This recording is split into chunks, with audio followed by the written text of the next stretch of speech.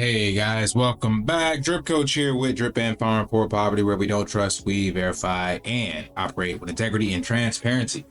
Today we got some words of wisdom from Raoul and what to do about the markets. So stay tuned.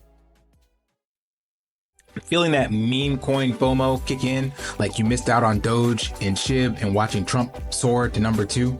Don't miss your next shot at flipping the script. Flapjacks is more than a meme. It's deflationary, sticky, and community built with utility.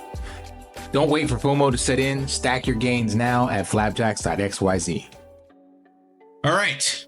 Maybe you're not familiar with this term, but you will be by the time this is over. So I'm not going to explain it right now, but we're going to go to the words of wisdom from Raoul. So he put out this tweet. God, I keep forgetting it's not Twitter anymore, right? So like, what do you call these things? Anyway, he said, I'm traveling for the next week, but keep this summary at hand for this month's global macro investor. It's all noise. Calm down, touch grass, BTFD, and please don't fuck this up. So BTFD is buy the fucking dip, if you're not familiar with that. So he basically put out this this summary of what he calls the Bitcoin singularity. So we'll review it here. Taking all of our work in consideration, we believe 2025 will be another good year for risk assets, and that we're still only in the early stages of the banana zone, which officially kicked off last year with global into breaking higher. We're going to echo what we've said in the past. 20 to 30% corrections are completely normal, and this most recent one is like 10 to 15, depending on which token you're looking at. 10% on XRP, it was 15. Yeah, 13 on Cardano. Anywho, and if you're in a position to do so, use them as opportunities to add, then move on.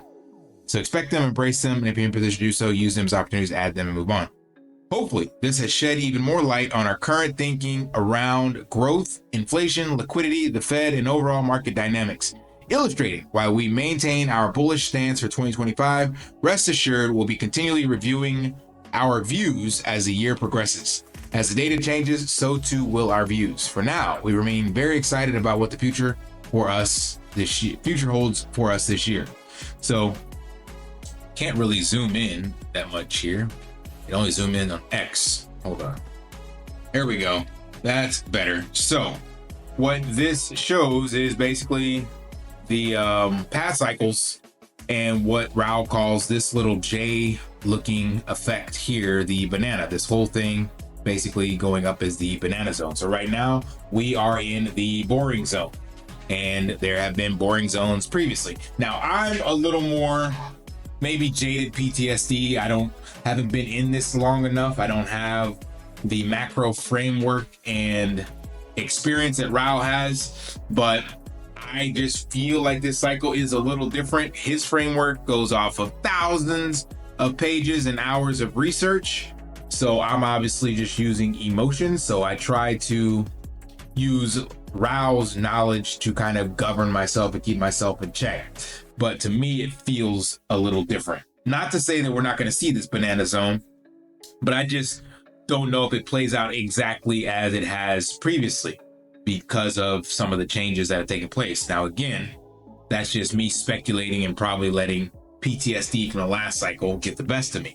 So when that happens, I leverage the thoughts and ideas and research of those who are smarter and have been around longer than I have. So let's go back to this tweet. I'm going to call it a tweet. Screw that.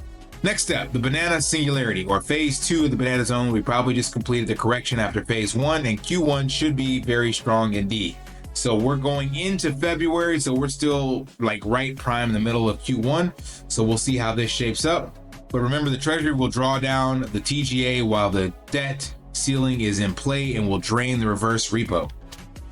If you're not familiar, the TGA is the Treasury General Account, and it is an account maintained by the Department of Treasury at the Federal Reserve and receives tax payments and proceeds from securities. Basically, it's just kind of how all this stimulus and whatnot plays out. So then the Chinese will kick off their massive stimulus, and the EU and UK will join too. So this is going to be the key feature of 2025, more cowbell.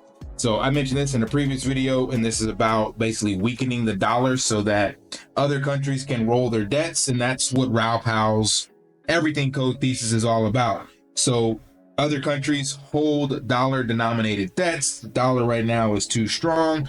Trump comes in with the tariffs, carrot and the stick approach, threatens other countries with insane high import taxes and tariffs. They don't want that. So he's like, okay, fine.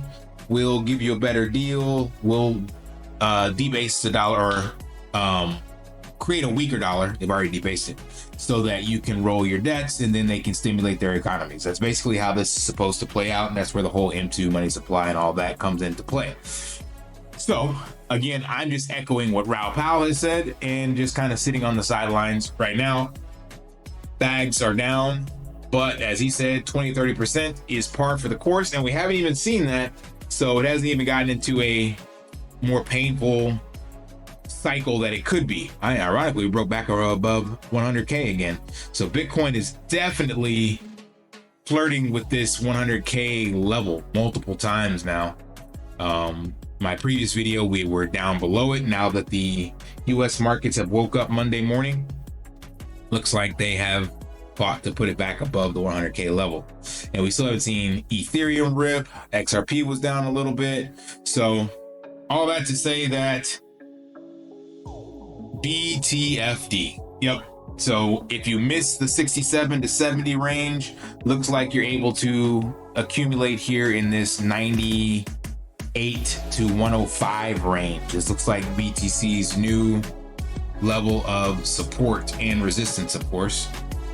I'm not the TA guru, but you can see on this chart, there is a lot of support right at that 90K level. We've bounced off of that multiple times, literally within the past 6 weeks. And then now we keep retesting this 98 100K level, the candle wick below that again as well. So depending on where you draw your lines or how thick the box actually is, you can definitely see, like right here, there's multiple touch points, adding it as resistance. That's 101. So that's psychological level regardless. So all that being said is, I guess, just stay calm, touch grass, buy the fucking dip if you got the liquidity on the side, and don't get wrecked and panic, sell, or do anything right now. Basically, the market is just chopping sideways in this little boring zone, as Raoul calls it. He's saying Q1 will still be bullish, so maybe we just wait around till February, March and see if some kind of news shakes up. Still haven't heard anything about the Bitcoin strategic stockpile or reserve. Yes, stockpile actually. And if we get something like that, then of course it would literally be off to the races, just like it was when we ripped from 67 straight up to 90. And that was in the span of November 5th through 13th. So in 8 days, you had a 30% pump in Bitcoin. So that can happen again. And then you would never see these 100K levels probably for the foreseeable future. So anyway, that's all I got from Uncle Raoul. Smash that HBO special, help brother out, like, subscribe, comment down below. And until next time, lift daily and achieve your impossible. See ya. Want to pay your in real life bills with crypto? How about send crypto directly to anyone with a bank account? Spritz Finance is a decentralized solution to be your own bank and connect your crypto earnings to real world bills and payments. They do not take custody of your assets and allow support on multiple blockchains and Web3 wallets. Sign up below using my referral link and you will get $50 back when you make your first $50 bill payment with crypto. Additionally, I will be using referral bonuses to airdrop, donate, or burn based on community feedback. Sign up now.